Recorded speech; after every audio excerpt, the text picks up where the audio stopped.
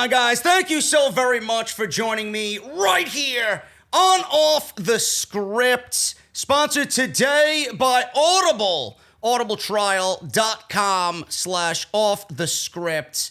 You guys get 30 days of their service and one free audio book of your choice. This is episode 334, part number 3.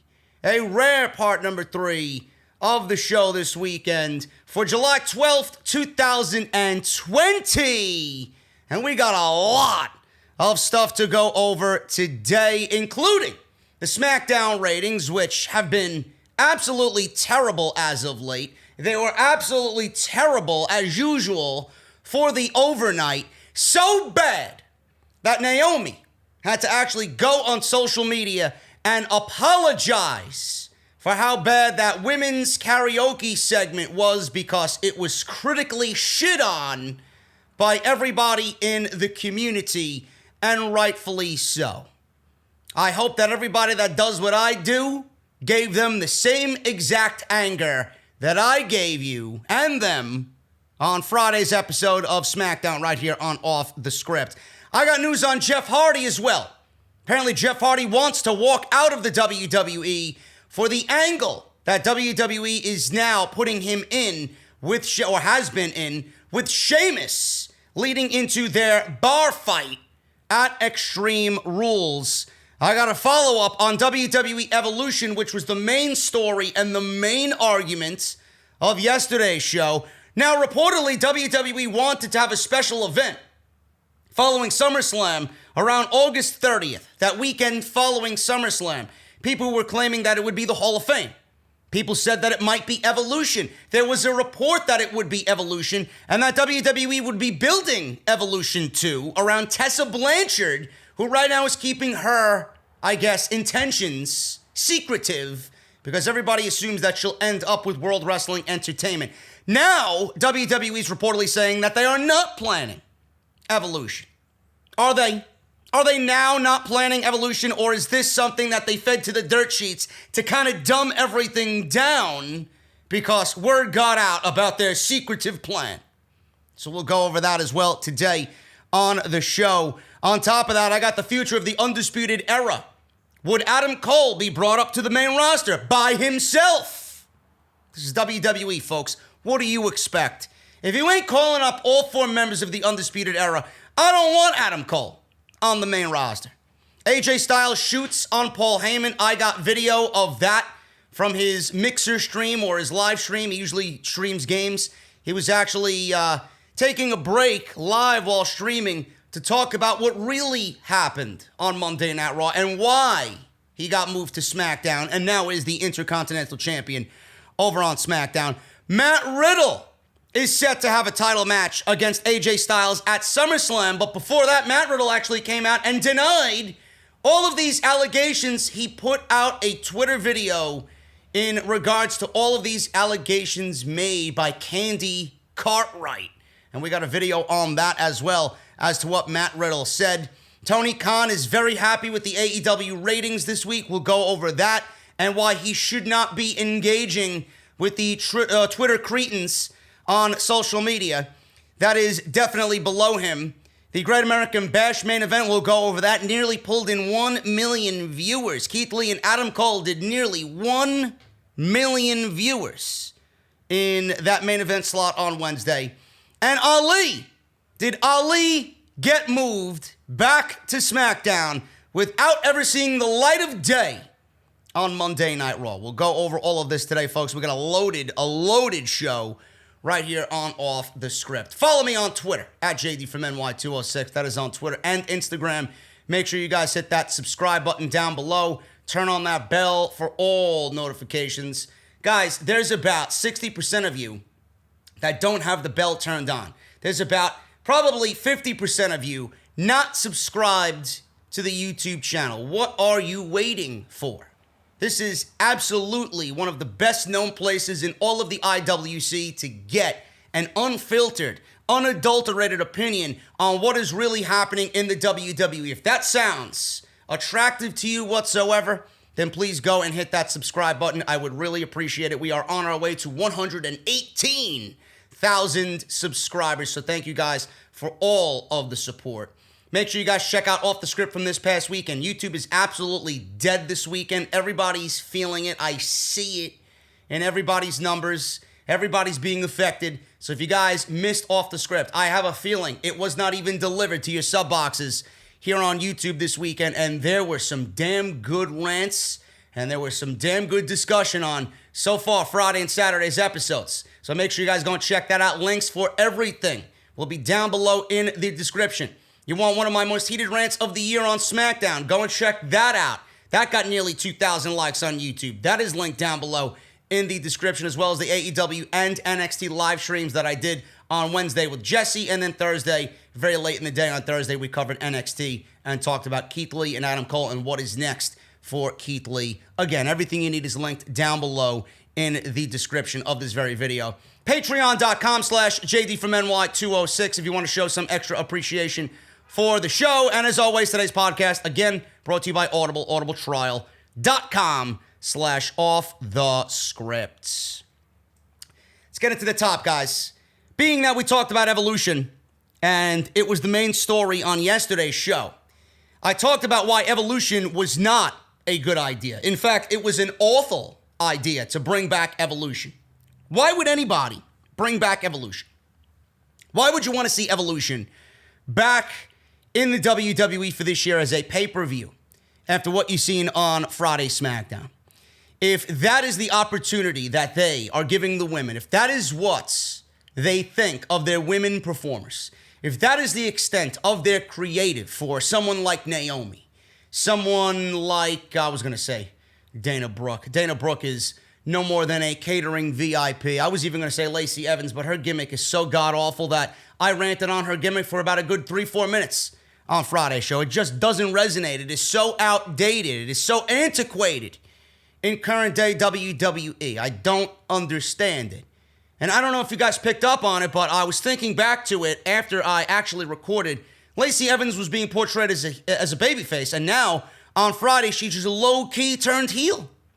She just low-key turned heel by attacking Naomi for absolutely no reason. It is so unbelievable how the direction in WWE as far as their women go is non-existent. It doesn't exist. Everything that the women do is irrelevant. If you are not Sasha, if you are not Asuka, if you are not Charlotte, if you are not Bayley, or when she was there, Becky, that is it. That is all they care to push. You're seeing Iconics on TV here and there. You're seeing Nikki Cross and Alexa Bliss here and there. They've been featured a little bit more because Nikki Cross is actually in a pay-per-view match against Bayley at Extreme Rules next Sunday. Alexa Bliss has even taken a backseat, which is needed because she doesn't really add any value to the overall women's division. She's done so much already that when she does more, it's only going to anger people. And when she does more, everyone's going to claim that it's undeserved and it's WWE just resting on their laurels and going back to the same old, same old. The only thing that they know, the hottest blonde in the Titan Tower offices is Alexa Bliss. That's all they care about. Meanwhile, you got Bianca Belair, you got Shayna Baszler, you got Naomi, you got Ruby Riott, you got Liv Morgan, who are clamoring for an opportunity. Some of them have been on TV. Pushes have been canceled. Some of them have not even been featured on TV at all. You got all these women, and you're not doing anything with them. So why would you actually want an Evolution when none of the women on this TV show matter, except for the ones that I just mentioned that are featured in high-profile segments, like what we are seeing right now with Sasha and Bayley? They're holding this division and this company up on their back right now through all of this pandemic era. They have been the best thing on TV for a very long time. And Bayley is coming into her own as a credible heel and a very good heel on SmackDown as the women's champion. Sasha has been doing some of the best work that I can remember her seeing, but that does not equal an evolution of women's wrestling. That's the evolution of Bayley and Sasha. It's the evolution of Asuka. It's not the evolution of women's wrestling. If anything, it's a de-evolution of women's wrestling. Do they even have enough women on the roster to have a full-blown pay-per-view? How would you even book a pay-per-view? Are storylines going to matter? Probably not, because you're building for SummerSlam. You're building for... If the plan is for Evolution to be after SummerSlam, That means you're going to have to build for 2 pay-per-views at the same time. I don't like that. That's when WWE goes into, oh, I don't give a shit mode. One of them's going to get lost in the shuffle. So I wouldn't even bother. WWE, if you want to book an Evolution show, if they do have it in the cards and are going to do it, make it into a dream match scenario. Simple. I could give you guys, actually, I'll do that at some point this week. I'll give you guys my dream match scenario for WWE Evolution if they were to have an Evolution 2. Now, according to the reports, WWE is now reportedly not planning Evolution. Reports circulated that Tessa Blanchard would be debuting for WWE on the all-women show that was reportedly going to take place the weekend after SummerSlam. Ringside News is now reporting that while a show is scheduled for the 8/30 date in August, it won't be Evolution 2. At this time, there's no word on what WWE show they might be putting on that day. And they quote, Ringside News has learned that August 30th will not be Evolution 2. The company's planning a special event for August 30th, but it won't be a female-exclusive event. We are explicitly told that August 30th isn't planned to be Evolution 2 at the moment. Ringside News founder Steve Carrier then tweeted the following on the matter, and I quote, there's a lot of excitement going around about Evolution 2. Where and how and when and by who? Please bring me their names and numbers, please. Excitement? Barely. There's no excitement about Evolution 2, and if there is, you really don't get it. You don't get it. I hate to be the bearer of bad news, but we've learned that August 30th is going to be a house show or a house of special events, something like a house show / special event on the WWE Network, but it won't be an all-female event. I don't give a shit either way. I really don't. The only way this works is if WWE does exactly what I stated here and book the best damn dream match show that is humanly possible with the women that they have on that show. If they expect going into this that there's going to be interest when there really isn't any interest in women's wrestling on the main roster because you absolutely have shit all over it, then it ain't going to work out. It's not going to work out. And Tessa Blanchard, that's a whole different fucking can of worms in its own right. How are people going to take to Tessa Blanchard? Are they going to be excited that Tessa's coming to the WWE? Yes, she's only 24 years old. Yes, there is a situation with her possibly being one of the greatest to ever do it as far as a woman's wrestler goes. But again, her history and those ghosts of her past are going to follow her and haunt her wherever she goes. And in the day and age where social media is so prevalent in the world of pro wrestling, nobody will let Tessa have a normal career moving forward. Anytime she is on TV, anytime she's on a television show in a major program, anytime she's in a title program or a title match or winning a title as a champion, it's going to be brought up. It will never cease to exist. There are people listening to me that once upon a time enjoyed Tessa Blanchard and thought what I thought of Tessa Blanchard. Now people just can't stand the sight of her. They can't stand the sound of her voice or the thought of her name. They don't care about her and just don't want to see her on TV. So I don't know how that's going to work. But again, this is WWE. They don't give a shit about any of that. As long as they keep her away from an AEW and they have that storyline there with Charlotte, which is self-explanatory, and they got another name that they can feed to the Charlotte fucking machine, that's all they care about. They're thinking long-term. And in long-term, Tessa Blanchard fits all of their long-term plans. So I'm not surprised by that, but that's going to be, like I said, a whole nother can of worms in its own right. Overnight SmackDown ratings are in. For Friday's show, from the Performance Center, obviously, the episode drew an average of 1.905 million views, which is actually up from last Friday's SmackDown episode that did an average of 1.777 million viewers. Last week's show was the lowest rated episode of SmackDown on Fox, as the previous low came back May 1st with a 1.919. So that was the previous low. So this viewership here, this average rating that they drew on Friday's show of 1.905, that would make it the second lowest of all time. That would be the second lowest rating in SmackDown history, is what you're telling me. They beat their previous low.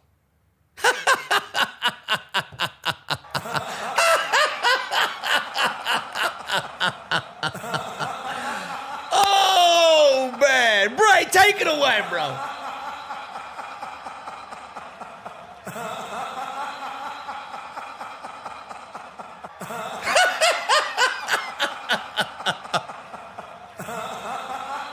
Oh, man, that's some good coffee.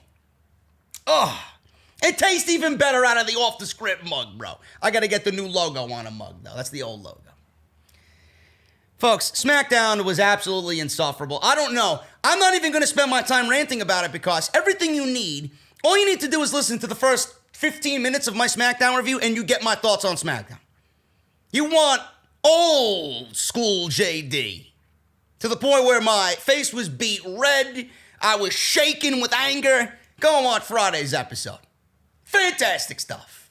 Absolutely fantastic stuff. The first hour pulled in a 1.930 million viewership. Hour 2 with a 1.879 million viewership. Last week's show did a 1.797 and a 1.756 in those same hours. It also pulled in an average of 0.50 rating in the 18 to 49 demographic, which was number 1 for the night. That is up from the 0.40 rating in the 18 to 49 demographic that the show did last week. SmackDown was number 8 for the night amongst the networks in viewership, the same as last week's number 8 rating. It was behind 2020, Magnum PI, Blue Bloods, Shark Tank, Dateline NBC, and other series among the top shows on network television. It should be noted that the overnight number and the actual rating won't be released until Monday, which we don't give a shit because normally the overnight rating's a little bit higher and the actual rating is lower. So they'll actually get ahead of their old second worst rating of all time. Oh, man, I love it when the ratings are in. It's like fucking Christmas every week. What is their new low? If there's one thing going for WWE, man, they continue to top themselves in the worst ratings that the history of this company has ever seen. Unbelievable. And I got news on Bruce Pritchard going into next week. Apparently, Conrad Thompson had been quoted to say that Bruce is stressed and overly exhausted in his role as executive director of both Monday Night Raw and Friday Night SmackDown. Nobody asked him to take the fucking Monday Night Raw position. Nobody asked him to even be there. Now he's exhausted. Now he's stressed. Oh, poor Bruce. You know who wants the fucking position? Nobody. Who can work with that old fucking dimension motherfucker? Seriously. Who wants to work with him? He wants to run the show by himself? By all means, run the show by yourself. You fucking got all these hands and these writers and these brains and all these people writing your show, and you want to listen to not one single soul. I don't understand it. Fucking awful. Really, really fucking ridiculous. I got news on that going into next week, so be prepared, folks. It should be another comedy hour right here, talking about my good old buddy Bruce on Monday and Friday. Naomi actually apologized on the terrible karaoke segment from SmackDown. WWE officials clearly don't give a shit about women's wrestling. If they did, then they wouldn't be booking these segments like they did on Friday. If they say that they definitely take women's wrestling to be serious, they are a bunch of bullshit artists. I do not believe them. WWE held a karaoke segment during the show on Friday, which was taped in advance from Orlando at the Performance Center. The segment saw Lacey Evans catering, Tamina, and Naomi sing covers of WWE theme songs. Now, fans were quick to take to social media to express their feelings about the segment, and WWE got roasted as a result. Naomi responded to fans in the comment section on her Instagram account. People took to Twitter to share screenshots of her comments. A fan wrote, and I quote, "I would rather see all of you wrestle." Are you hearing that, Bruce? Are you hearing that, Vince? The fans would like to see the women wrestle.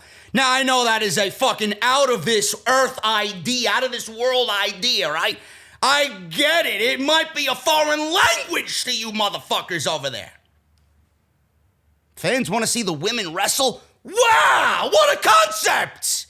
They're in the sport of professional wrestling. They're on a show that is professional wrestling. Nobody wants to see them sing. Jesus Christ! You want backlash against your company, then by all means book segments like this. I'm glad people woke up and said, you know what, enough is enough of this shit. Honestly. I want to see you all wrestle. Then Naomi responded with, yeah, me too, but a lot of times we have to make chicken salad out of chicken shit. And she didn't say shit legitimately, she just used the poop emoji. I'm so sorry. Imagine that. Folks, I'm here to tell you, Naomi is class, okay? She might not be the greatest of all time, but man, oh man, when you see somebody with potential like Naomi and you see it wasted, that is the most infuriating fucking thing that someone could possibly sit through watching this show. She wants to wrestle. Naomi is like a Sasha Banks to me. She really is. WWE, before all of this is happening with Bayley and Sasha, they did not realize Sasha Banks' potential. And even if they did, they wasted it. They knew what they had at Sasha Banks, but she wasn't blonde. But Naomi is like Sasha. I believe Naomi wants to go out there, prove to everybody how good she really is. She doesn't want to be lumped into the stereotypical diva moniker. And I believe if you talk to Naomi, the most important thing about Naomi is wrestling and making moments. She wants to go back and watch and relive and share what she did and how much of an impact she made on the overall betterment of women's wrestling. And right now, I guarantee you she's feeling that way. And right now, there is no way for her to express how she feels because she can't. She can't. She has to take exactly what she said, chicken shit, and make it into chicken salad. It's ridiculous. That is exactly what I look at and think of when I see Naomi. She wants memories, and that is the most important thing about Sasha. Do not mistake that for anything. Sasha wants everything she does to matter. She wants everything when she does it to have a fucking meaning. She wants to go back on it and think, you know what? That led to this, that led to that led to this feud or title match over here. Everything had a fucking reason. She wants everything she does to have meaning and matter 10, 15, 20 years from now. Because that's exactly what she did with Bayley 5 years ago at TakeOver. That match with Bayley is the one match where everyone is going to look back at. If you're a woman and you want to enter the sport of pro wrestling, that is the one match that you will look back on and say, you know what? I'm a female in a male-dominated sport, and that is the one match that made me want to say, you know what? I want to take my ass to wrestling school. I want to learn this art known as pro wrestling. And even people like me, who have wanted better women's pro wrestling, especially when we got types of athletes now with like a Bayley and a Sasha and a Tessa and a Toni Storm and a Ruby Riott and an Asuka and a Kairi Sane and a Shayna Baszler, Ember Moon, Candice LeRae. Look at how much great women's wrestling WWE has under their roof right now. What are they doing with it? It's not really living up to its full potential. I wanted better women's wrestling for quite some time. We got the talent, but we don't have WWE using the talent properly.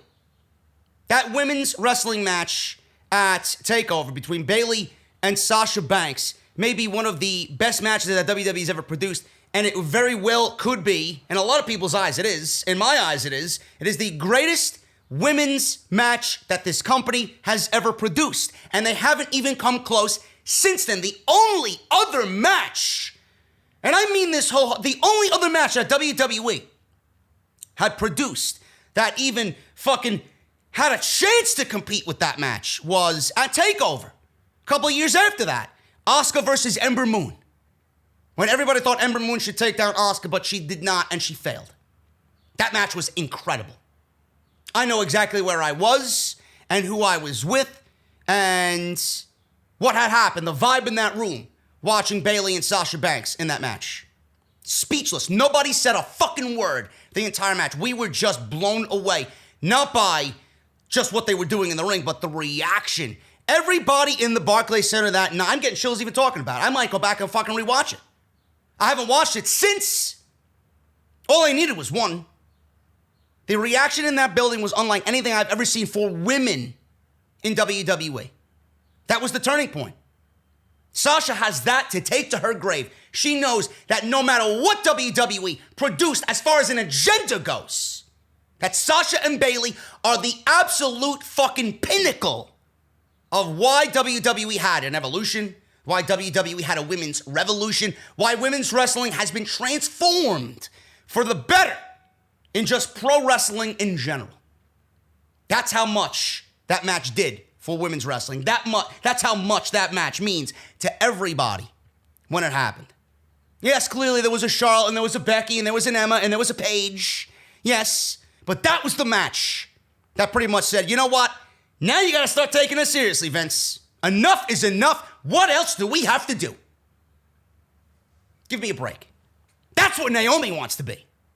I went off on this fucking tangent. That's what Naomi wants to be. And she's not being allowed to do that. I don't blame her for apologizing. She shouldn't have to apologize. It's not her fucking fault. Do better. Tired of seeing especially Naomi and Ember Moon. Remember, Ember Moon is out. She may never come back because she was running around chasing a godforsaken 24/7 title with Carmella as the champion. That's the best you got for Ember Moon? Give me a break, man. Naomi wrote back, trust me, we are fighting for the better. Someone else also said, love you embracing the movement, but you're so much better than this diva stuff. I get TV time is TV time, but you're amazing. They really just need to let you work. And then she said, yeah, trust me, we're fighting to do better.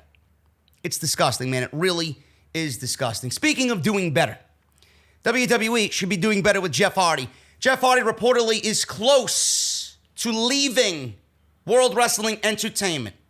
You heard it here first. Jeff Hardy may have returned to action in WWE recently, entering into an angle with Sheamus that involved him being framed for a DUI and throwing his own urine in Sheamus' face. But it seems that for some reason, Hardy may be on his way out of WWE. Sports Key to mention that Jeff Hardy's recent booking could be an attempt to bury him, as WWE believe that Hardy might be on his way out, given that he is yet to sign a new contract. The worst part of this whole storyline is that Jeff Hardy is really unlikely to pick up any wins. Now, I'm not really sure about that. I honestly think the way that they're booking it is, it's fucked up what they're doing with Jeff Hardy. Don't get me wrong. It is fucked up the way that they are booking Jeff Hardy in these storylines. Yes, I get it. WWE, at every twist and turn, they want you to know Jeff Hardy's a junkie.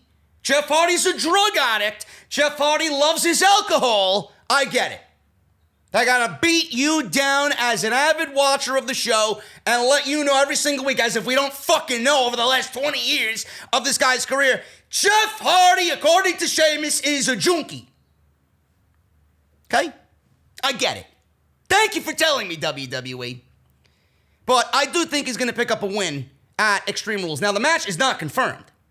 They haven't really made the match official yet on WWE TV. They still have one more week of TV to go. They got another set of tapings this week, I believe. But I do think he's going to win if they have a match at Extreme Rules, that he will win at Extreme Rules. He's been buried on the way out of the door because they cannot convince him to actually sign a new contract.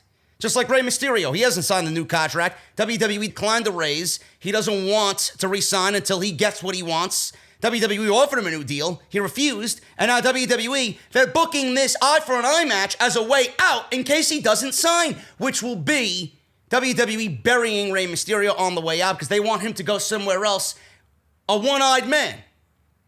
I don't really understand why they need to go about doing this. Clearly, there are other ways to go about it, much better ways to go about it, but they refuse to do it, and they usually get this petty. They really do. Look at the Revival, the story of the Revival when they were there. You got Dax Harwood and Cash Wheeler. They wanted WWE to dress these guys up as fucking Flavor Flav clowns. They look right out of a circus act with the big fucking clocks around their neck, and they look like fucking court jesters. They look like a bunch of fucking clowns. WWE wanted to take two guys who may very well be the greatest tag team in the world right now and dress them up as fucking clowns. This is what WWE does. They didn't want to sign a new deal. For the remainder of their deal, WWE wanted to change their gimmick because they wanted to bury them on the way out. They're burying Jeff Hardy on the way out because he won't sign a new deal. He's a junkie. Fucking Rey Mysterio, he won't sign a new deal. So this is their way of burying him just in case he doesn't sign Because the contract's on the table. They're in negotiations right now, but this is their way of possibly burying him if he doesn't sign. Now you're a one-eyed man. Now you're a one-eyed man, and you gotta live with this stupid stipulation because we fucking suck and we want to be petty and go fuck yourself. That's what they do. Throughout the annals of their history, this is what they do. Now, he just doesn't seem interested. He doesn't seem interested, Jeff Hardy. His promos have been better. That intensity is there, but he just doesn't seem interested. If they can convince him, which I don't think they will, because Brother Matt, is over in AEW, and I'm sure, bro, listen, WWE is going to influence Jeff Hardy to stay for what? For what? They got nothing to offer him. Look at what they're doing to him now. They're driving him away. There's no greater influence than your own flesh and blood. You mean to tell me that Matt Hardy coming out here on social media saying that he loves how he's being treated in AEW, he's never been treated better? You think he's doing that just because he's throwing it out there on social media? He's doing it for an intended purpose, folks. He's doing it to just get it out there in the universe, in the public. It's like an SOS to Jeff Hardy without actually being an SOS. Bro, I am being treated great. I am happy. Come join me. That's exactly what he's saying without actually saying. And I'm sure he's already spoken to Jeff on a personal level. So you know exactly what he's telling him when they're on the phone together behind closed doors. Jeff doesn't want to be there. Jeff wants to be there if they book him correctly, but Jeff clearly is right now being handled by a bunch of people that don't have his best interests at heart. If Jeff relapses, who's going to be the one to be the culprit here in all of it? Who's going to be the one to blame? WWE. Look what they're doing. They're doing nothing but facilitating this behavior. Instead of helping him. Instead of booking a redemption.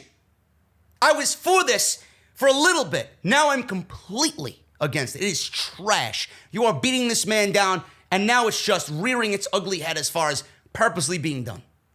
It's sad. It's probably not that surprising that Hardy isn't interested in renewing his deal, as the aforementioned angle he finds himself in with Sheamus. However, further to this, given that his brother Matt Hardy has left WWE and joined AEW, it's not unreasonable to expect Jeff Hardy to do the same when his deal is up. But if these rumors are true, and Jeff Hardy's contract is up, he might not end up in AEW just because his brother is there. Ring of Honor, Impact Wrestling, and MLW are all legitimate alternatives for Hardy. Yeah, on the paper they are. On paper they are all definitely alternatives for Jeff Hardy, but where do you think Jeff Hardy's going to... You think Tony Khan, the way he went after Matt Hardy, is going to just let Jeff Hardy sink through the fucking cracks? Are you fucking serious? As soon as Jeff is a free agent, Tony Khan is on the phone negotiating a deal. Simple. I would usually say, you know what, let's wait. I said the same thing about EC3. EC3 might not end up in AEW, even though he trolled everybody, which is exactly what I think it is. He's making a name for himself after life in WWE. He's getting people talking. He knows by using the second biggest promotion in the United States as fuel to further his initiative and agenda, that he's going to get people talking. Why not? Why not? He's got the big AEW logo in the background of his Les vignette. Got people talking. But then he's saying, I'm wrestling on July 18th. July 18th is Slammiversary. Where are you wrestling? There's no other event on Saturday night.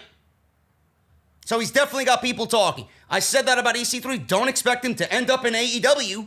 He could very well end up in Impact. He's using everybody right now as a way to generate interest. He mentioned Impact. He mentioned Ring of Honor. He mentioned New Japan. He mentioned AEW. It's exactly what he's doing. He knows what he's doing. Jeff, I feel like, could do the same thing. He could end up in any one of those companies, but I don't think so. Knowing his brother's in AEW, knowing his brother's happy in AEW, knowing his brother probably wants him in AEW, together ending their wrestling career, I think it makes sense. Will they be in the WWE Hall of Fame? Absolutely. They would be stupid not to put the Hardys in the Hall of Fame. Two of the most influential figures in the history of this business. He will end up in AEW. Now, Hardy had been recovering from surgery, but during his surgery, he underwent some personal struggles and needed to take some time to get over them. However, now he's back and fighting and looks great. The question is, how long will he be able to continue fighting in WWE? Now, something that a lot of people are not talking about that I wanted to specifically include here in this article about Jeff Hardy possibly walking out of the WWE because of frustrations over the current storyline with Sheamus. Corey Graves recently interviewed Jeff Hardy on After the Bell in May. This was before the feud with Sheamus even took shape.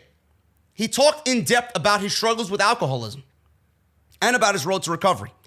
Hardy made his return to SmackDown and hopes for one more good run before he retires. He talked about his desire to hold the world title one more time and possibly, and this is something we talked about here, possibly feud with the Fiend, Bray Wyatt. When I came back the first time after I got my rotator cuff surgery, I brought the face paint back, Hardy said. I got to deal with Randy Orton and got my first Hell in a Cell match out of it. Building up to that was so much fun. I felt important and relevant again. But now I would love to win the world title. I love the design of the new world title and the universal title. So I would like to do that before it's all set and done. I just want to have one more good run and maybe become the world champion or the universal champion. I would love to do something with the Fiend, Bray Wyatt. I've got some crazy cool ideas. Beth helped me with this one. What if there was something like the Twilight Zone? Because back in the day when we did the Hardy Show, we did this thing called the Wyatt Zone. Sort of a spoof on the Twilight Zone. What if he beat me and put me under the ring and all of a sudden I'm in the fun house, but I'm in a black and white TV and then all of a sudden, like the Twilight Zone. Then Beth was like, what if it was the Fly-Light Zone? We can do it like you're trying to get out of the black and white TV. I'm just crazy about crazy creativity like that, just throwing out a pitch and seeing if it sticks mentality. End quote. That's what he said in May on After the Bell with Corey Graves. I don't think I talked about that specific part of the podcast. I had to research Jeff Hardy on this specific thing, and this is one of the news articles that came up, and I'm saying to myself, why didn't I talk about this? That's a pretty big fucking deal. So you know what he wants. But WWE's opting to go in a different direction with the alcoholism and belittling him and dragging him through the mud and pretty much never letting this guy live down. This guy is now on TV. He fought back to get back to TV to overcome his fucking his struggles and overcome the odds of finally being a better man. How can he be a better man when WWE does not let him let go of the fact that he's made trouble for himself? That's not what I call being in Jeff Hardy's corner. Jeff Hardy clearly wants to do more. He wants to be that guy one more time. Now, obviously, he's got to work for it. But how can he work for it if WWE is doing nothing but beating him down with all of his fucking problems? It's like they don't want to give him what he wants. They don't find any more to Jeff Hardy than what we see on TV right now. That's exactly what the vibe is that I get when I watch the segments between Jeff Hardy and Sheamus. Now, the Bray Wyatt character, the Fiend character, fits into everything that Jeff Hardy would like to do or the creativity that Jeff Hardy has. It would fit. It would be a talked about segment. It would be something that would get everybody excited and talking about the product. And it fits into the character that the Fiend has created for himself. Bray Wyatt, Wyndham Rotunda, is one of the most creative guys that company has ever seen. If you let him and Jeff Hardy book a storyline for the Universal Championship when Bray Wyatt inevitably wins the title, there's no doubt in my mind that it would be interesting and intriguing television because this company is absolutely dying for something like that to happen. Everybody loved the Firefly Funhouse match with John Cena, even though it wasn't a match. That's exactly the vibe that I got with when I read this article in regards to Jeff Hardy. That would be great. And I could see it. It might be too late for it to happen at SummerSlam, but I could absolutely see that going into Hell in a Cell, if they have a Hell in a Cell. I think they do. I could see that absolutely going into Hell in a Cell and Jeff Hardy and Bray Wyatt doing that. I'm not sure if Jeff Hardy would beat The Fiend. I don't think if The Fiend gets the title back, he should be losing so quickly. Other than that, I could see it. And I could see this manifesting into something. WWE will never allow that because they need to micromanage and they need to have hands-on aspects to everything that happens on TV. If you let these guys run with it, and it's amazing how their ideas and then you hear the ideas of the main roster creative, how much better the ideas are coming from the minds of the pro wrestlers that never go into effect. They're independent contractors, but then they're not independent contractors. If you let some of these guys, these long-tenured guys that you trust, I'm not sure Jeff Hardy is a guy that you could trust just because of what happened to him and his problems and his history. But if WWE wants to give him the creative outlet to remove himself from all of the bad that WWE is kind of bringing upon him with this Sheamus storyline, and they want him to be in a more normal setting, a more Jeff Hardy, let the creativity flow segment instead of beating him down with the fucking alcohol problems and the junkie, right? And the fact that he's a drug addict for 20 years.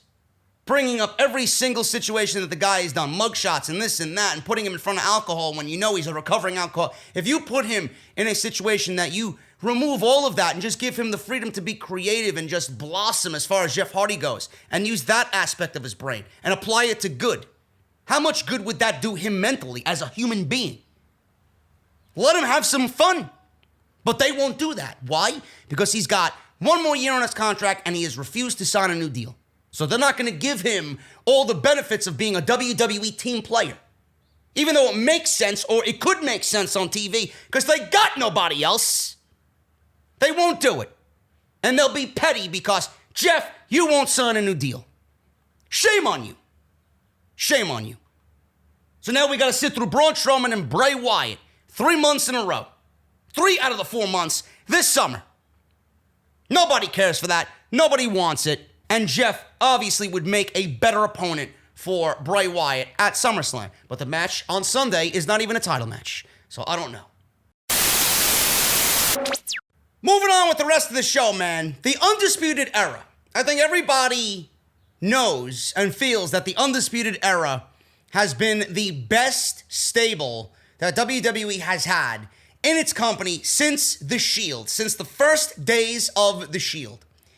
Adam Cole is going to be a major, major factor of this company's future. Adam Cole is going to be a future main event WrestleMania star. Adam Cole is going to be possibly the face of this company moving forward. He has every single aspect to be that. Now, everybody's clamoring for him to be on the main roster. I don't know why. I don't know why people are excited. I can see the aspects of why you would be excited.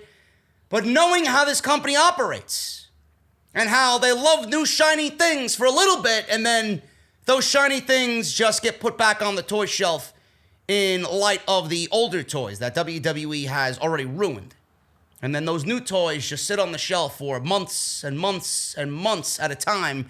And then we all sit on social media asking the question, where's Bianca, Bruce? Where's Ali, Bruce? Where's Shayna, Bruce? I do not want to be asking where Bay is, Bruce. Come on. Adam Cole and the Undisputed Era. Since he's lost the NXT Championship, Adam Cole and his move to the main roster is now imminent. Triple H took to social media to comment on what is next for Adam Cole after losing on night 2 of the Great American Bash to Keith Lee. But more than that, fans are wondering about Cole's future and where it will be, if in NXT at all. Triple H commented right after Cole's loss to Keith Lee in the champion versus champion winner-take-all match on NXT TV Wednesday and said, and I quote, "There is a saying, it's the talent that makes the title." During his 403-day reign over the black and gold brand, Adam Cole made the NXT Championship the championship. He then added, that reign might be over, but he's just getting started. Adam Cole is NXT. End quote. I agree with him. I really do agree with him. Tommaso Ciampa was great in that role as NXT champion. I don't think anybody did it better, to be quite honest with you. But Adam Cole's body of work just excelled and got taken to the next level as NXT champion. It honestly reminded me of... It reminded me of days when heels were booked to be heels. Honestly. That they would win because of how good they are. You could be a heel and be a great wrestler and win a match clean. You didn't need the outside interference of your fucking guys to come in and help you win every single match. There was plenty of opportunity for Adam Cole to be in there by himself, win, and show everybody how great he really is. And this was a great wrestling match with Keith Lee. There was no bullshit. There was no interference. It was champion versus champion. This is it. This is it. This was just one of many opportunities where Adam Cole didn't need the Undisputed Era, but with the Undisputed Era being behind him, it enhances the Adam Cole act overall on WWE TV. Now, this is good news for Cole fans who are wondering what might be next for the former champion. After all, he was recently in the news as it pertained to his current contract with WWE and whispers he might be thinking of joining his other half, Britt Baker, in AEW. Reports of Cole's contract being up have been heavily disputed, but the question still remains. Does Cole stay in NXT? I believe the Cole contract talks have died down because I do think I read somewhere, I don't know who it was with. I believe it was Wrestling Inc.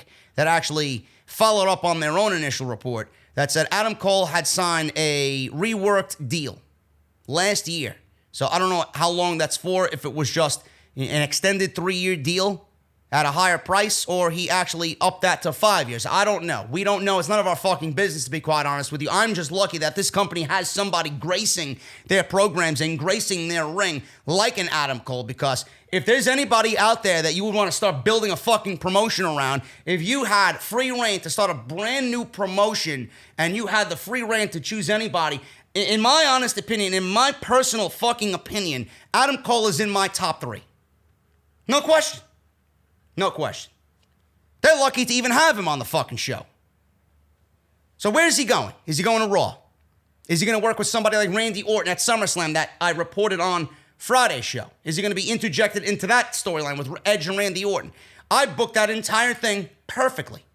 Now there are reports, by no coincidence I should say, I'm sure WWE is listening at some point to what I'm saying. Then all of a sudden, after Friday's show, boom, Edge and WWE Championship rumors start circulating. Really now? I wonder where the fuck I heard that one from.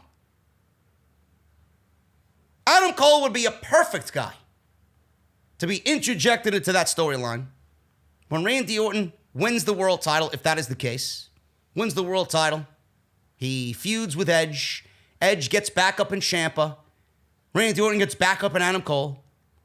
Randy Orton's the WWE champion. You take that championship into the Royal Rumble or the WrestleMania show next year. And you have Edge versus Randy Orton for the WWE championship. Edge wins the WWE championship. You don't give him a reign. You don't give him a reign. Adam Cole beats Edge for the WWE championship, and boom, new star is made. Edge and Adam Cole? Bro, I'd take that. You don't gotta ask me twice. Being that we now know Edge can go 40 minutes and still deliver a great wrestling match, I think that match would be phenomenal. I'd love to see it. Sportskeeda, they reported that Adam Cole and his group are under consideration for a move, but there is some concern in WWE about moving them too soon. Now they write, and I quote, a number of people were moved from NXT and they were moved to Raw and SmackDown after this year's WrestleMania. Those names include Bianca Belair, Shayna Baszler, The Forgotten Sons, and others, and they've been barely featured. Clearly, this is not something WWE wants for Cole and Undisputed Era, as it could greatly damage the reputation they've built as faces of the NXT brand. Now, on NXT TV, they really haven't been doing much of anything anyway. They've taken a secondary role on NXT, and I always say, when someone is in NXT for a long, extended period of time, you just get the feeling that they are on their way out and they're going to get demoted to the main roster. They weren't really doing anything. They were working with Dexter Lumis. They were working with the Velveteen Dream. They were really not involved in anything, really. They weren't even involved in the tag team title situation. That's with Imperium, and you got Breezango doing that. You got fucking Indus Mahal over there doing their thing. You got Oney Lorcan and Danny Burch. They really weren't factored into the tag team title situation. The only remaining piece to that NXT puzzle with them staying there was Adam Cole, because he was the NXT champion. And that was pretty much it. But if they get called up, that is everybody's fear. They fear they're going to end up like a Shayna Baszler or a Bianca Belair or Forgotten Sons and barely be featured. What if all 4 of them get called up and Adam Cole clearly is the star of the group? What if Adam Cole gets used and Roderick Strong and Bobby Fish and Kyle O'Reilly, who is immensely talented, don't get used? Yes, they could be used in the tag team division. Absolutely. But the tag team division itself is dead. So you would be taking two guys who are great at their craft and putting them into a dead division. That doesn't necessarily make the Undisputed Era look good. You're just using them in a spot and putting a Band-Aid, an undisputed Band-Aid, over an issue, a long-standing issue, that they were never the problem. They didn't have anything to do with that problem. You're just putting them in there for the sake of putting them in there because you know how good they are. But what happens when everybody sees how good they are and then they don't have competition? What about Roderick Strong? You're going to treat Roderick Strong like Triple H treated Roderick Strong as a North American champion? Are you going to put him in a United States Championship or an Intercontinental Championship title picture where he belongs? I don't understand why WWE would not be thinking that right now. All four of these guys, I mean, they held all the championships in NXT. That is something that could very well be the case on Monday Night Raw and SmackDown, and the shows would be better off for it. They're undisputed. Kind of fits their name. They were the Undisputed Era in NXT because they held all the championships. They were absolutely the greatest thing in that company when they were at full strength. It was undisputed. You can make the same case here on Monday Night Raw and SmackDown. What else do these shows have going for it? They have to want it. WWE clearly doesn't want it. They're not calling up Adam Cole and Adam Cole only. What does that do for the Undisputed Era? You kill Undisputed Era. That would be WWE intentionally cutting the head off of the snake and leaving its body to fucking rot in NXT. You would kill the best thing, one of the best things to come out of this company in a very, very long time. You call up Adam Cole and Undisputed Era and nothing else. You do not call up Adam Cole and leave everybody else behind. Now, they may not even want to be called up. Adam Cole might say, I don't want to call up unless my boys are with me. Or they might say, you know what? Hey, Adam, we're staying down here. We don't want to go up there. We know what's awaiting us up there. That might keep Adam Cole down in NXT. That actually might be something where I don't know his contract status. It might be a situation that has been long discussed already, and he might not have signed a new deal because of situations surrounding this move. If Undisputed Era doesn't want to join him up there, then Adam Cole could very well be on his way out of WWE. And if Adam Cole gets called up, and he says, you know what, I don't want to make the jump up there without my boys, that could also lead to his exit from WWE. I don't know what is to come. I really don't. But you do not, absolutely do not. And again, we don't know the inner workings of it. Some of these guys may want it. Some of these guys may not want it. All of them may not want it, which is hindering moving parts going to where WWE wants them. But we don't know. You call up Cole and Undisputed. You just do that and make it right. You don't just do Adam Cole and leave everybody else behind. You're fucking yourself in the end. You're pretty much saying, he's the most valuable of the group. These guys, we don't want them. Meanwhile, they absolutely are needed on the main show because everybody else and everything else on the main show is fucking stale. People are tired of the Mizes and the Morrisons and the New Days of the world. Everybody's tired. Everybody's tired of the same old shit in the main event. Everybody's tired of the same old shit on Raw and SmackDown when it comes to the IC title and the United States Championship. How can't you expect greatness from these guys when all they did for 3 years was fucking bring NXT to its peak? Some of these guys were in some of the greatest matches that NXT has ever seen. And you don't want them on the main roster? Come on. Now, some are concerned about their health and safety. Sportskeeda is also exclusively reporting that there is an offer on the table to bring Adam Cole and the Undisputed Era up to Raw or SmackDown around Summerslam. That said, not every member of the group is eager to have that happen due to an urge to stay in NXT like I just mentioned. Some are concerned about their health and safety, while others are concerned about being lost in the shuffle. I don't need to reiterate what I said. You guys get it. And I'm sure you understand. If a move does happen, not everyone goes. And Sportskeeda added that it's also possible that one or more members would be left behind and that there would be little to no plans to use them going forward. Absolutely terrible. With so many changes due to COVID-19 and roster moves affected because of it, Sportskeeda believes that the Undisputed Era is likely to remain in NXT for now, but SummerSlam will be a date to watch. So we'll see what happens, man. Listen, if it's Randy Orton and Drew McIntyre, I could absolutely see something along the lines of Drew McIntyre not winning clean, or not losing clean, Randy Orton not winning clean. Maybe Adam Cole comes and fucks over Drew McIntyre. Maybe that's the case. You can have intertwining storylines here. You can have Randy Orton and Drew McIntyre happen for the WWE Championship. It would be the same situation that happened 3 years ago with Adam Cole kind of coming in and staking claim to Drew McIntyre. History would repeat itself. When he made his debut at TakeOver, when Drew McIntyre was in a match with Bobby Roode for the NXT Championship, Adam Cole came in and pretty much staked his claim then. Adam Cole could be used in a similar situation here, but Randy Orton would be winning the World Championship, and Adam Cole would be actually helping Randy Orton, again, screw over Drew McIntyre, which would lead to Edge finding solace in Tommaso Ciampa. They have a history. Edge and Orton speaks for itself. Tommaso Ciampa and Adam Cole speaks for itself. I mean, it is so simple. If WWE looks back at how they've written television, the answers lie within. To make these guys have a memorable debut, it really is self-explanatory. I don't know what else WWE could do that would be better. It just makes sense. So that is definitely something to look out for. Come SummerSlam, we may see the Undisputed debut just like they debuted 3 years ago at TakeOver in Brooklyn between Drew McIntyre and Bobby Roode. Look out for that, man. AJ Styles shoots on Paul Heyman, calls him a liar live while he's streaming video games. During his latest Mixer stream, or now Facebook gaming stream, AJ Styles addressed rumors surrounding his move from Raw to Friday Night SmackDown. There were stories floating around claiming that Styles was bullied off of Raw.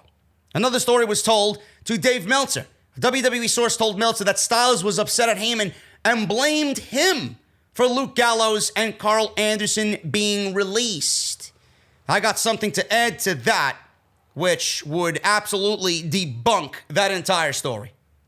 Meltzer wrote the following on the Wrestling Observer Forum on 6/13, and I quote, "Actually, the reason was that he was furious that Gallows and Anderson were fired. He blamed Paul Heyman. Classic case of JR, JJ, and Laurinaitis syndrome. Vince is the one who made the decision, but I suppose he felt Heyman could have fought him on it. So he wanted to go to the side where the guy in charge isn't fighting Vince on something like that either." So Styles took to his Facebook gaming stream, and we're going to cue up the clip right now. This is exactly what AJ Styles had to say in regards to Paul Heyman and being moved from Raw to SmackDown, pretty much debunking all of the news that came out about why he was moved from one brand to the other. Plus, I'm sure it is. Based on every podcast I've ever heard them do, you need to be 18 years and older to listen to it. You should be anyway. They're going to talk about some things that I don't really want to talk about. I'll let them do all that work for me. But there were some rumors going around that AJ Styles left Raw to go to SmackDown because he was being bullied. Sorry, I just want to take a minute to digest that one. That may be the dumbest thing I've ever heard. I mean, I'm a grown man. If there was some bullying going on that upset me enough to leave Raw and go to SmackDown, I would handle it. And whether I got my tail beat or not, I'd still handle it. I'm a grown man. So I'll just throw that out there. When it came to the rumor about Paul Heyman and me being upset with him because he didn't take up for Gallows and Anderson before they got released, that's not what it was at all. Not even close. I'll give you a snippet of what me, Gallows, and Anderson already know. He's a liar. Now, I'm sure you've heard that before. If you go back in some ECW days, you'll hear that. He's a bold-faced liar.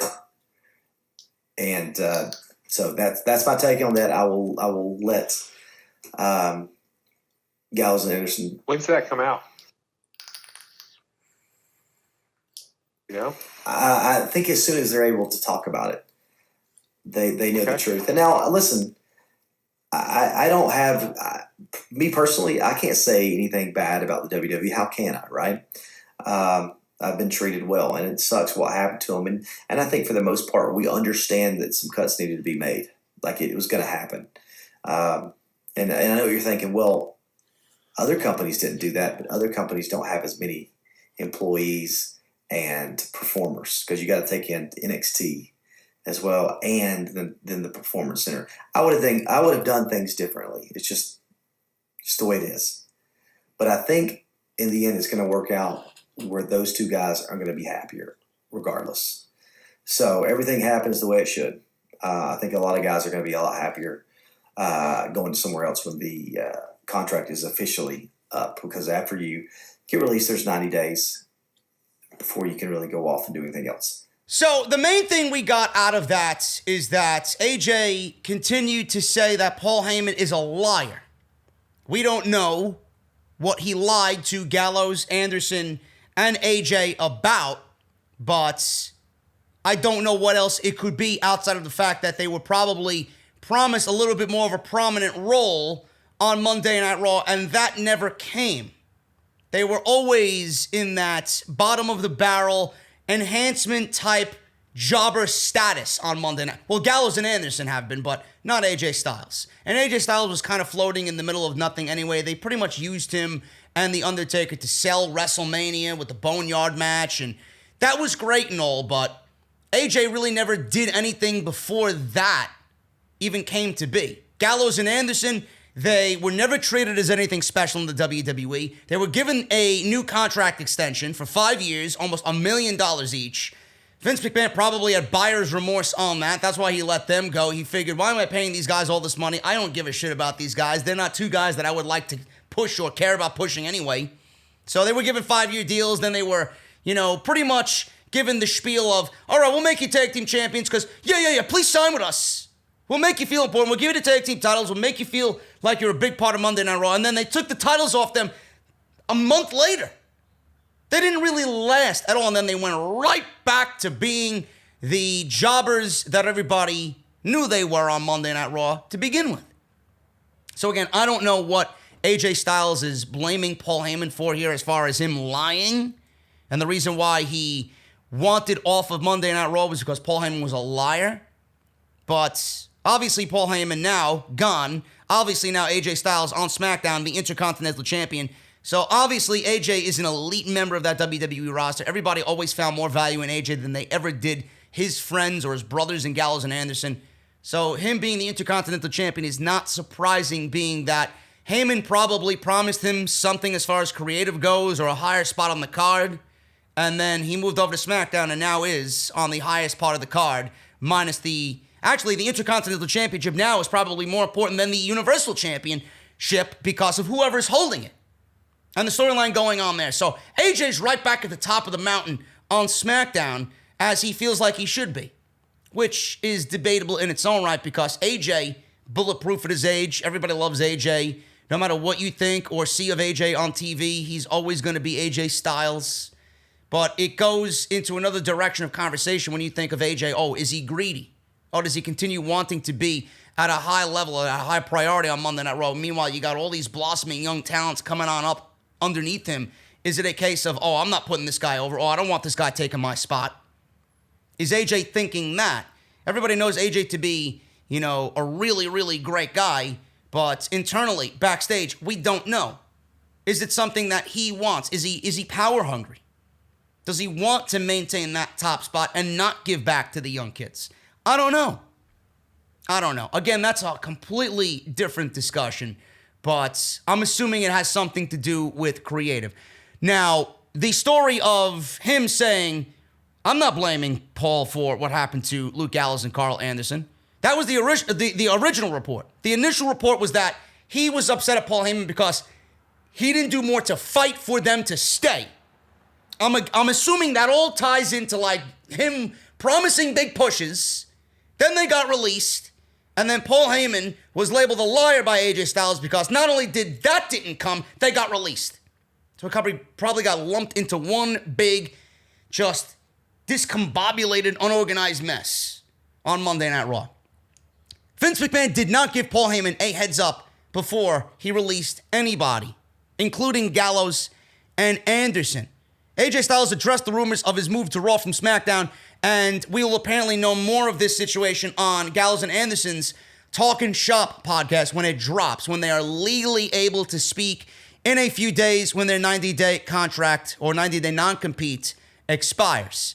Now, Styles noted what he did in the video you guys seen in regards to Heyman having any say in the release of Gallows and Anderson. Meltzer says that all the cuts were made in April. They were cuts made by Vince McMahon, and McMahon wanted the names out that he wanted out, and they were not suggested to him. He didn't go over this with Paul Heyman. Paul Heyman had absolutely nothing to do with anybody that was released from WWE on the active main roster. In response to someone suggested that Heyman and Bruce Pritchard could have suggested these names to be released. Meltzer said the following on the Wrestle Observer forum. These cuts were all Vince. In the end, all cuts are. But these were not cuts asked for and stamped by anybody else but Vince McMahon. These were cuts Vince made. And he came to the decision on these cuts all on his own. Nobody even got names until after McMahon made the decisions. Perhaps Paul and Bruce could have argued, but perhaps they did and perhaps they didn't, because you have to be very careful picking your spots when it comes to guys like that. And Vince, Vince probably had buyer's remorse on the size of their initial deals. They weren't changing his mind.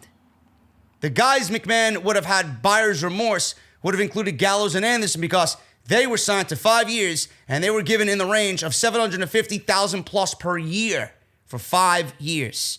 McMahon not telling Heyman and others about cuts ahead of time means that Pritchard and Heyman would have to adjust on the fly and adjust some storylines if the released names were going to be involved in upcoming storylines. So that is that. That pretty much debunked anything that was originally reported that AJ blamed Paul Heyman for them being released. You can't blame somebody that has absolutely no say in anything happening in regarding to that situation. So it definitely has to be a creative thing. Paul probably thought he had more power than initially, he thought he had, and Vince didn't give him a long leash whatsoever. He probably promised these guys a bigger push and a more priority spot on Monday Night Raw. It never came. They got fired. AJ blamed him for everything. And that's exactly what led to the situation we're in right now with these two. Now, AJ's the IC champion, and he should not have to complain at all about anything. He's in a major feud with Matt Riddle. He's probably going to have to put over Matt Riddle at some point, I'm assuming. So we'll see. We'll see what AJ does. If he's going to work with the younger guys, if he's going to work with the upcoming talent, is it a thing where he's greedy and he wants the top spot for himself? He thinks he's better than everybody else. He wants to be up here while everybody else is down here for the remainder of his career. I don't know. You would figure at that age, AJ is going to be helping the younger talent and molding the younger talent, helping them get over. Meanwhile, always maintaining his top spot. That's the status of a true superstar. Again, I don't know. I'm just creating discussion here. I don't see that being AJ, but you never know. Pro wrestling is a very vindictive, selfish business. But that is that, and that is what has been said on AJ Styles and Paul Heyman, and the truth was out somewhat until we get the podcast with Gallows and Anderson coming this week. Matt Riddle is to have a title match against AJ Styles at SummerSlam. Now, this obviously is going to take place at SummerSlam after we get through with their match on SmackDown. Hasn't been filmed yet.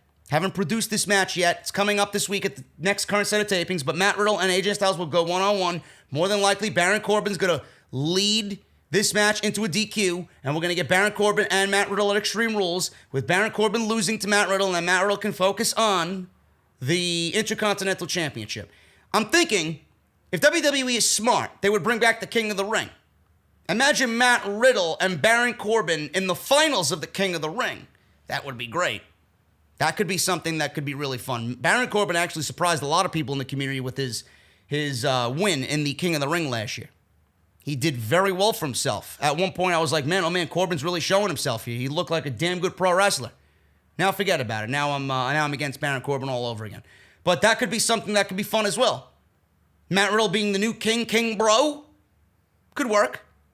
And I would like to see them bring back that tournament. I thought it was great. But Matt Riddle and Baron Corbin more than likely will have a go on Friday, which will cause the DQ because Matt Riddle can't lose. AJ can't lose because he's already lost to Matt Riddle on SmackDown once. That will probably get Matt Riddle in a situation where he's got to take care of Corbin, then move on to the IC title. When he wins the IC title again, I don't know. So that has to, have some time to play out.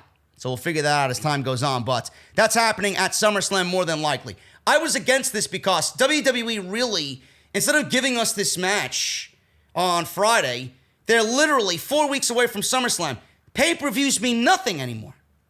The TV shows suck. Why are you giving away matches like this, matches of this caliber on TV, when you have 4 weeks till SummerSlam, and the one time I want to see this match happen is on fucking pay-per-view? And now we're getting it already twice, and then there will be a third time when they meet for the title fair and square. It's a title match on Friday. Guy hasn't even been there for a cup of tea, and he's already getting a title match. Pay-per-views should have meaning. I don't want to see these guys wrestle before the pay-per-view. I want to see the match happen at the pay-per-view, and then you build and write accordingly to what happens after that pay-per-view match. How can I get excited about a third AJ Styles Matt Riddle match in a month when I've already seen it twice on TV already? Sucks. The current mentality in WWE needs to change.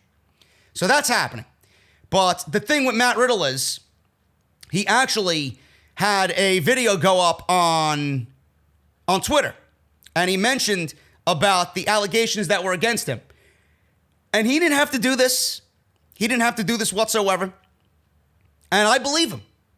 I believe him in this situation when it comes to this Candy Cartwright situation. Now, I got the video queued up here. Let's take a look. If you guys have not seen this, Matt Riddle had to come out in defense of himself because she was out there claiming that, he abused me and all these allegations against him. And, he's like, yes, I cheated on my wife. I'm not happy about it, but, it did happen. And she is right about that. But as far as the golf cart incident and him being forceful and him being abusive and all this shit, he's pretty much claiming that she is a complete bullshit artist. None of it ever happened. I've already discussed this with my wife. I've taken care of that situation through proper means. Yes, I cheated on my wife. I'm not happy about it, but everything about that was already discussed, and she just keeps egging him on. At this point, she looks like the one in the wrong because she now is being a vindictive bitch for no reason.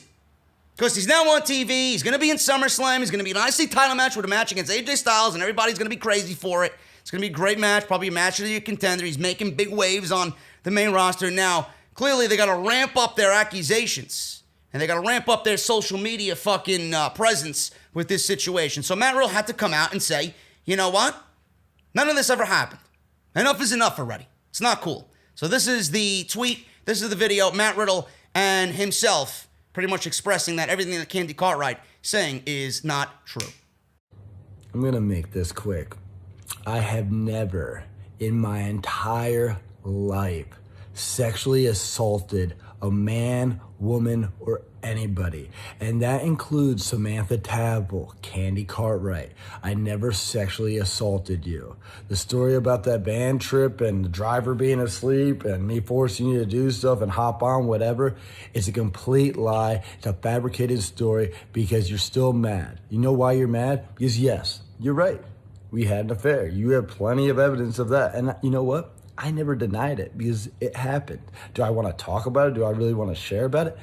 No. It's embarrassing because I feel like a real piece of crap cheating on my wife and doing that and now having to talk about it publicly. But I have to. We had a relationship. We had a fling. I started to get sad and depressed because I was lying to my wife so much to hide what I was doing. I was lying to all my friends because I didn't want anybody to know. Because it's not something cool. I didn't want to brag about it. I tried to end it. I told my wife about you and us. I tried to end it. I blocked you. I blocked your social media. You then started using messaging apps and you kept coming. I blocked those. I got a new number. You got my new number and kept messaging me. You literally got on social media accounts for other companies, kept messaging me until I blocked them. Now you have literally started harassing me, showing up to hotels, harassing my friends. Where is he? Where is he? Where is he? At this point, you have to realize if you don't think you're stalking me or harassing me, you're crazy. And if you are at home and you don't think that's harassment, you're crazy. At the end of the day, I'm not perfect. We did have an affair, and I'm not happy about that. But I never sexually abused anybody. I never sexually assaulted anybody. And when I wanted to get out of this relationship, out of this situation, she said no, and she kept pursuing me and harassing me and stalking me. And then when she didn't get her way, she used the Speak Out movement to try to ruin my career. Completely unacceptable. That's all I really had to say. That's the story. Everybody have a great day. Take care. Later. So the ratings came in for the Wednesday Night Wars. It was Great American Bash versus Fyter Fest, AEW versus NXT. And we got Tony Khan expressing how happy he was about the AEW ratings, even though AEW lost for third week in a row. This is their longest losing streak in the Wednesday Night War era. NXT drew 759,000 total viewers. AEW drew 715,000 viewers. Tony Khan was very happy with it. Why? Because AEW drew a .28 rating in the key demos against NXT's .20. As a result, AEW was listed 7th amongst all cable shows on Wednesday night. As TV ratings are ranked by key demos, NXT ranked number 24 for the night. Tony Khan appears to be very happy with the key demo numbers from this week, and he should be, since those numbers are what networks and advertisers care about most. Now, Khan tweeted, "If anyone thinks I consider being a top 7 show on cable anything but a huge win, they're incorrect. A win in that demo is a win in the business, and this is a business. I know the industry wasn't talking about demos as much 20 years ago, but it's what drives our revenue today." He's right.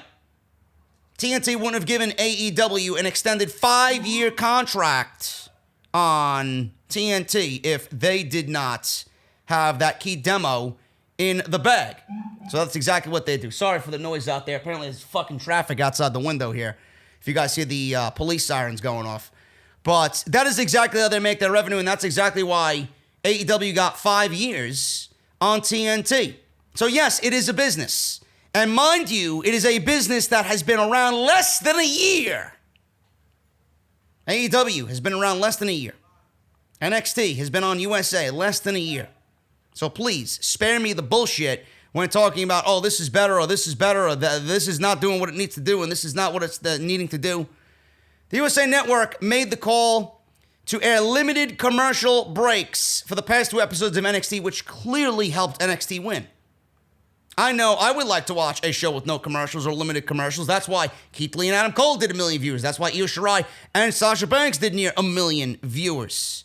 It's easier to digest and get invested when there's no commercials. It's easy. USA Network made that call. I was surprised that I read that it was USA Network and not WWE. So they made the call there. AEW drew 715,000 live viewers. NXT drew 759,000 live viewers. Last week, AEW drew 748, while NXT drew 792. Folks, the ratings are very close to one another. It's not like one is blowing away the other. They're in the same vicinity. The one thing I think we can take... Listen, nobody can call me a hypocrite. Nobody can call me for being an NXT mark over an AEW brand, or an AEW mark over an NXT brand. You can't call me a mark for either one. I'm a mark for both, but I also sit here and give you the good and the bad about both. I've always been on here ever since the ratings war started, claiming that the ratings don't mean much of anything. I'm just glad that people are watching wrestling on Wednesday nights. I'm glad that Wednesdays is a day where we can all find solace in watching wrestling when it's compared to Monday and Friday. That's the day we look forward to most, because you know what you get on Monday and Friday. It's fucking insufferable. I don't really understand what the argument is for, or what you guys are arguing about. You're arguing over good wrestling? You're complaining with one another on social media for both shows being very good. I even came on here and said, Fyter Fest probably had a better night one, and AEW won that night to me as far as which show was better. But NXT had a better night too with the Great American Bash. Now, it's a whole nother discussion when you want to talk about why NXT did this and why NXT did the Great American Bash, and it came about in 2 weeks, 1 week. right? We know why they did it. Because they're afraid. It's competition, I get it. They want to take away from AEW while keeping interest on their product. I get it. It does come off as desperate, but I get it. If you're in Triple H's shoes, you're probably going to do the same thing. Oh, they got something over here, let's come up with this. Oh, they got this match over here, this championship match, let's combat with this championship match. Even though it might not have been in the plan. Adam Cole and Keith Lee, champion versus champion, has not been in the plan. That wasn't in the plan as of 2 months ago. The old NXT would have had things in mind, and we would have seen things materialize over 2 months that led to that match, but we didn't get that match because of materialized 2 months in the works, or 2 months build. It was made then and there for the Wednesday Night War. It was there for Great American Bash to battle AEW. Simple. But I don't get the arguing. People are watching wrestling on Wednesday night. Both shows are hopefully trending upwards.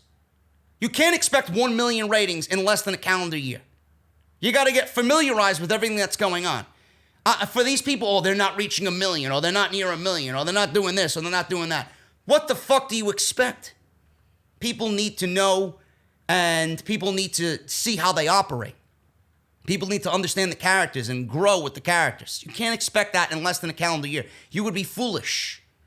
Yes, they hit 1 million rating on their first night because it was new, it was fresh, it was exciting, it was the thing. They hyped it up so much, they had everybody hype it up. But now, they got to get back into that groove and really just develop a presence for themselves. Same thing with NXT. You know, when they're drawing just as much or near the amount of people that watch a full SmackDown on Friday and a full Monday on Raw, that's a good thing. That means people are watching. And we don't know the DVD numbers. The DVR numbers. We don't know the DVR numbers. In the DVR numbers, AEW might beat NXT. We don't know. Those aren't factored in. Meltzer always says that when people watch one or the other, they're always DVRing the other, and there's more people DVRing, AEW to watch it later in the week. Some people I know don't even watch it live. They don't watch Raw live, they don't watch SmackDown live, they don't watch AEW or NXT live, just for the simple fact that they want to fast forward through the shit that they don't give a shit about. They want to fast forward to the parts that they just want to see. DVR works wonders. Those aren't factored in here either. But all I know is that, and I say this all the time, if I didn't have what I do here, I would not be bothered with Monday night. I would not be bothered with Friday. If you did not know of a JD, I would not be watching this show. I would not be watching Raw. I would not be watching SmackDown. I can't. I do it for you guys. I feel like I have an obligation to give back to you. Because you look forward to me giving you exactly what you want out of somebody watching these shows. You guys live vicariously through my anger. Because I have a voice here. And if you don't watch the show, you know I got your back, always. You know exactly what I am going to say, how I'm going to give it, and express to you exactly what is being portrayed on Monday and Friday. Can't say the same about other people in the community. They're always going to sugarcoat, oh, it's good. Oh, they're doing better. Oh, please apologize to Bruce Pritchard. These shows are getting much better. Monday Night Raw has been on the trend lately. SmackDown's been great. I would never say that. I would say it when it actually calls for it. But without this podcast, if I didn't have this show, I would not be talking about Monday and Friday. I would not even be bothered to watch. I would watch Wednesday. I would watch NXT and AEW. But, I mean, that's all that matters here. People are watching. The ratings are close. So the more people watch, the better off it is for the business, folks. I don't get the argument. And Tony Khan should stay away from social media and arguing with these fucking people. He's running a business, and he's talking to people who probably are working at McDonald's for $6 an hour. They don't know whether or not they should flip the burger or not. They don't know how many fries need to go into the fucking oil to fry at McDonald's and to fry later. Seriously. Do you want pickles with that? No, I didn't ask for fucking pickles, but I got onions, motherfucker. I didn't ask for that either. Please. I asked for fucking sweet and spicy, not barbecue, on my chicken nuggets. And why do you give me 1 pack for a 20-piece? You gotta give me like 5 packs. Come on. These are the people that he's arguing with. People who are hiding behind Peyton Royce and Billy Kay fucking avatars on Twitter. Give me a break, folks. Tony, please, stay off social media. Tony actually did himself bad here. Because he's making it seem as if the ratings and the loss on Thursday, losing 3 in a row to NXT, bothers him.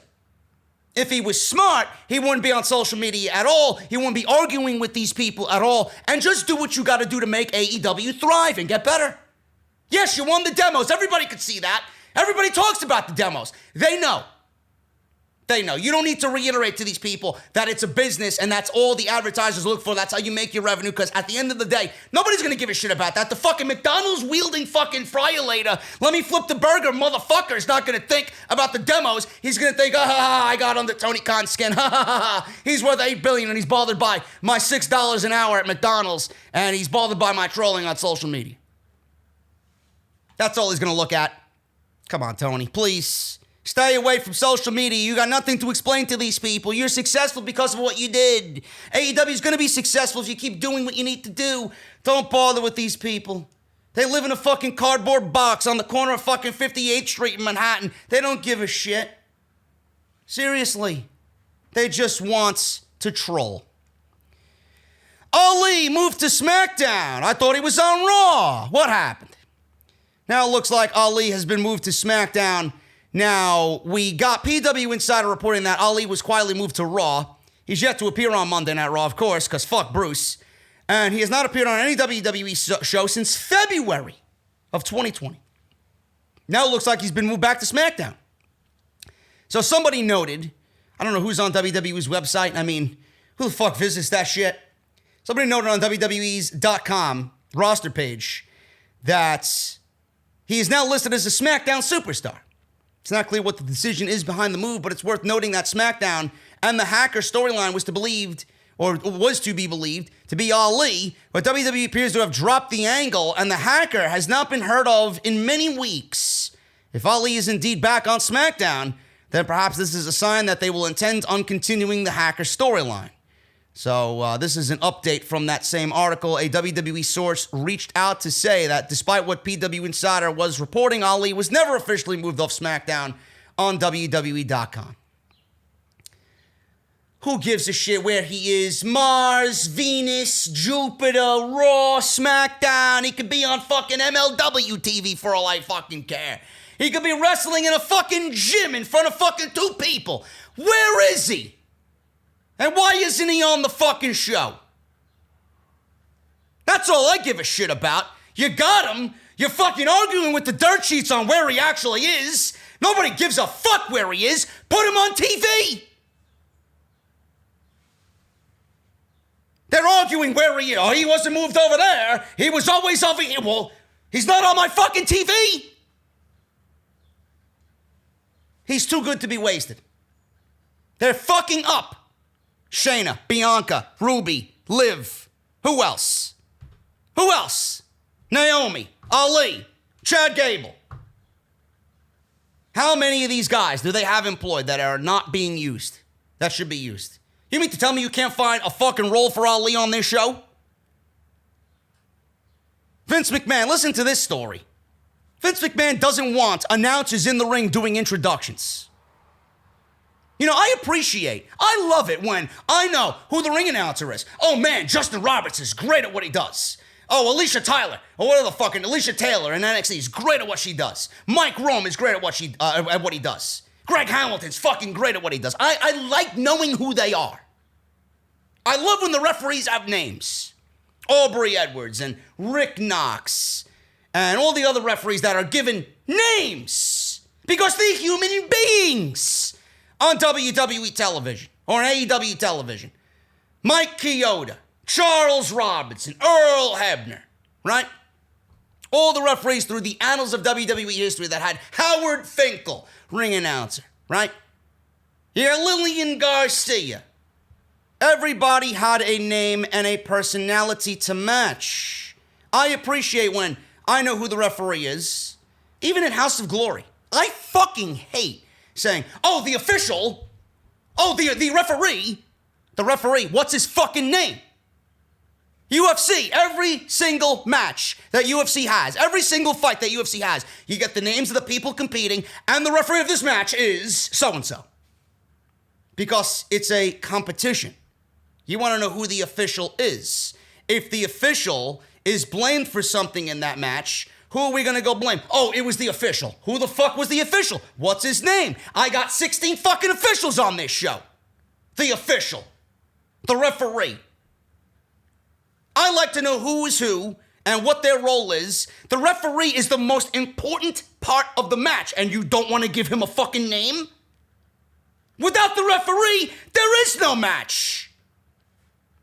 Vince doesn't want to give referees names and personalities. Vince doesn't want to give ring announcers names and personalities. Why? Because they take away from the overall fucking depleted product that we're getting right now on Monday and Friday. The product is so great that the official and the ring announcer are going to take away from what's happening in the ring. What's happening in the ring? I love for you to tell me what's happening in the ring that I need to care about so much that the name of the ring announcer and the name of the official are going to take me away from the action.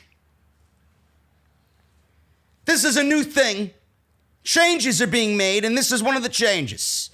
The majority of the shows are pre-taped, clearly, not live. And all the shows being moved to the Performance Center, away from the paying audience. WWE has undergone changes, camera angles, plexiglass, and this is one of the changes. This was a less obvious change that has taken place over the last few weeks on WWE TV. Only eagle-eyed fans noticed the change. I didn't even notice the change until somebody told me, and I read it. Seems like the ring announcers no longer stand in the ring for the introductions for a match. This theory has been confirmed by Wrestling Inc., who notes that the announcers will only do their introductions in the ring for title matches. However, it doesn't seem like that report is accurate, as Greg Hamilton was not present in the ring for the match announcement for the Intercontinental Championship between AJ Styles and Drew Gulak on SmackDown. While no specific reason was given for this change, it could be a precautionary measure for the COVID-19 pandemic by trying not to have too many people in the ring at once. So you mean to tell me that a referee standing in one corner, fucking 20 feet away from the ring announcer, and having both guys who are competing in the ring at the same time, you mean to tell me 4 people in the same ring at the same time is a problem? Meanwhile, you got all these people standing in the fucking crowd, some of them not even wearing masks. Well, they will be wearing masks now because WWE is fining everybody $500 for a first offense, $1,000 for a second offense if you don't wear masks on TV now because they got caught. You mean to tell me you got all these fucking people congregating in the timekeeper's area and in production and in the crowd, acting as fans, all standing next to each other, right? But 4 people in the fucking ring is a problem to you? This is it's ridiculous. It really is. I don't even know why I'm getting so upset about it. It's just stupid. This is just another thing for WWE to hang their hat on and label themselves as uncool. No referees have names. No ring announcers have names. Fuck it. They want everybody to be the official or the announcer. What about the backstage interviews? You give them fucking names, right? Sarah Schreiber and Kayla Braxton, and Renee Young. I want to know who's interviewing them. Oh, the interviewer. Who? There's 4 fucking blondes in the same role. Who? Ridiculous, man. Vince has lost. This is what he's changing. This is the priority list of, yep, announcers can't be in the ring, but our shows still suck. But we'll change that. Finally, Edge sends a message to critical fans, reveals original plans for the Last Man Standing match. Too little, too late there, bro. The Last Man Standing match sucked. I don't want to hear your fucking criticisms on our criticisms anymore. Fans have been vocal about the length of Edge's matches since he's returned. I don't have a problem with the length of the fucking matches. I enjoy a good wrestling match. I enjoyed the greatest wrestling match that wasn't at Backlash. The Last Man Standing match was fucking boring. 45 minutes of absolutely nothing. It could have been 20 and delivered the same. It didn't need to be 45 minutes. That's what everybody's fucking problem was. The greatest wrestling match that wasn't, I don't mind the length of that match. It just fit the bill. And they needed to go that length because they hyped this shit as the greatest shit ever, and you needed to deliver. And I watched something like that back, and I'm like, man, Randy could still go. Randy's great. Edge, look at how great he is after 9 years being away. That's a testament to how fucking much he wants it. I love that. But man, oh man, you're still defending this Last Man Standing match at 45 minutes? It's over. It sucked. Get over it. During an appearance on the Cheap Heat podcast, he's sitting down with fucking Fraudenberg over here. Edge discussed with Peter Rosenberg criticisms from fans about his match against Randy Orton at WrestleMania 36. You're talking to one of the biggest shills in WWE, Peter Rosenberg. Many felt the match was too long and considered it was pre-taped, should have been edited down to keep the match more entertaining. Yeah. Edge isn't sure why the fans are complaining, but also noted he doesn't worry about the critics. What's more important to him is what his fellow wrestlers think. Same shit, he said. The only thing that matters to me is that Bret Hart reached out to me, but fuck the fans. Bret Hart said it was a good match. Fuck the fans. But if you're one of those fans who thought his match was too boring, he did also reveal about how the match went down and how it wasn't what he and Randy Orton originally planned. Edge noted that the two had plans to fight outside the Performance Center, but because the match was taped in the middle of the day and the show was airing at night, they couldn't show that they were actually wrestling in the sunlight. That meant they had to scrap some of their ideas. Edge explained when they realized they had a lot that they wanted to do and it was being cut out, they had to improvise the match. Okay, crap, we got to wing it. So what you saw was two guys without saying a word to each other and winging it for 41 minutes or whatever the fight was. So everything could have been hurt, so we just had to go. What you got was two guys just going in and fighting when people say, well, all I get was just a fight. Well, yeah, think of the sort of point was supposed to be a fight. This guy dropped my wife with an RKO. Edge suggested fans might want to choose what they complain about. This match was supposed to be a fight, not a wrestling match. The idea was to make it feel like it was a real fight and make it feel like, a big deal because of what happened previous with the storyline. And no one can fight for 41 minutes straight. After 9 years and triple fusion in my neck, I went out there for 41 minutes. People complain that Bill Goldberg and Brock Lesnar go out and do 4 minutes. So what is it? What do you want? I'm going to bust my ass and I'm going to try and give you the best product possible because I'm not going to phone it in. To me, that's just what WrestleMania was. That's what Backlash was. Rosenberg obviously then noted that the two had a 20-year history before this. That's all that had to be worked into the storyline of the match and go all around the building. Well, that all had to be worked into the match and they had to go all around the building. We complain. We don't complain that Bill Goldberg and Brock Lesnar go 4 minutes. We don't. In fact, that's the amount that Bill Goldberg is expected to go. We don't want to see Bill Goldberg go 20 fucking minutes. We love the fact that he goes 4 minutes. The fact of the matter is, we don't want Bill Goldberg on fucking TV. We don't want Brock Lesnar as the WWE champion. We know Lesnar could do more. I think we've all settled into this role where we kind of expect Lesnar to go 4 minutes when he wants to work with a guy like Braun Strowman or a guy like Drew McIntyre. But he'll work his ass off when he's in the ring with a guy like Daniel Bryan or an AJ Styles or a CM Punk. We get it. That's not our problem. The fact of the matter is the match was boring and the match was pre-taped and the match had a lot of nothing going on and a lot of dead air. Commentary didn't add to it either. Could have been shaved down to 20 and it could have had even more impact than that at 41 minutes. I felt like you went 41 minutes to prove it to yourself that you go 41 minutes, but the match didn't need to go 41 minutes. I'll say it once and I'll say it again. They did it backwards. The wrestling match should have been at WrestleMania and the last man standing match should have been at Backlash. They did it backwards. But the 41 minutes thing, not everything needs to go 41 minutes. I'm glad he's able to go 41 minutes. That means he's got 3 years of 40-minute matches in him. Hopefully. When the time is right, 40 minutes is fine. At that moment, in that night, in that match, it wasn't necessary. Edge still shitting on the fans, which is probably a reason why I'm blocked. I'm sure many of you are on social media. As soon as he came back, forget about it. He loved us before, now he don't love us because now he's back on TV and now he realizes how people are really critical of the WWE product. Now he doesn't want to be a part of it. This is something that he probably agreed with when he had his podcast and now he doesn't agree with it because he's an employee of WWE. Bullshit. I'm getting out of here, guys. Thank you so very much for all your support. And I hopefully you guys enjoyed the podcast this weekend. If you did miss anything, links are down below in the description of this video. Go and check that out. Follow me on Twitter at JDfromNY206. That's on Twitter and Instagram. Make sure you guys hit that subscribe button down below. Turn on that bell for all notifications. And hit that thumbs up, as always. Helps out the channel greatly. I will be back with more content next week on Off the Script, so make sure you guys are ready for a brand new week. I will be shifting things around, as you guys already probably are asking yourselves. I will be shifting things around.